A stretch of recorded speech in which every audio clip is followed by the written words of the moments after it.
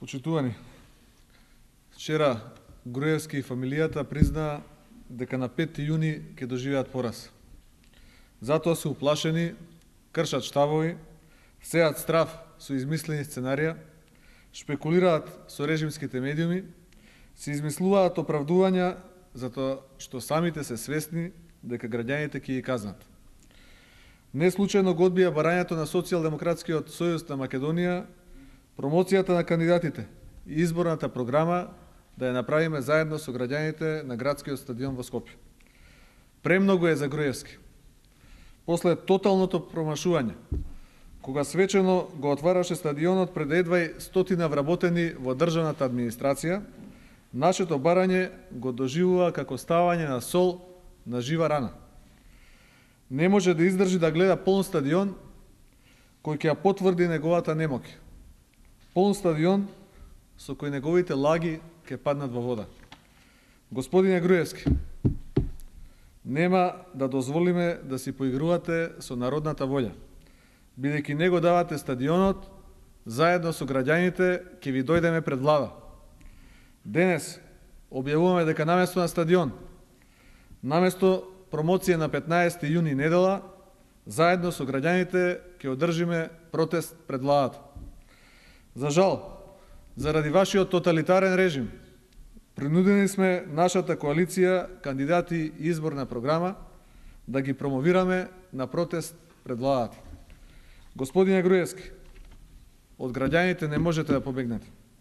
Колку и да ја злоупотребувате власта, имате уште 35 дена. Ке ве издржиме. Наместо да се служите со подмолни трикови, почнете да се подготвувате за достоинствено напуштање на власта. Време е. Благодарам.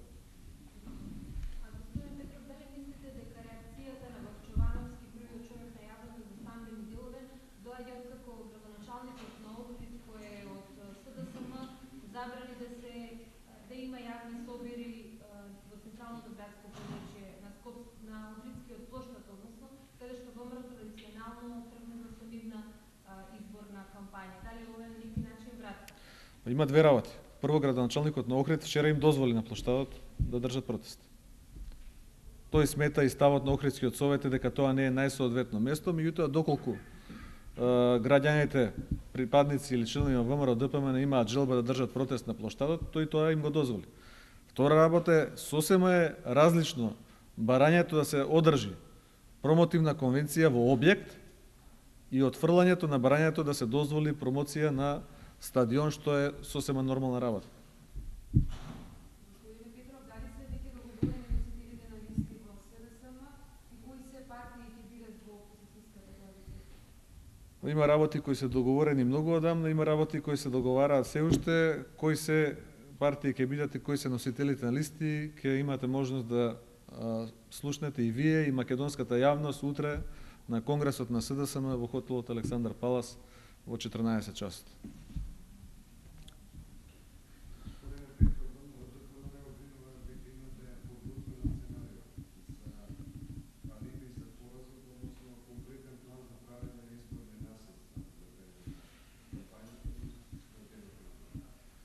Знаете, не знае човек дали да се смее или да се чуди.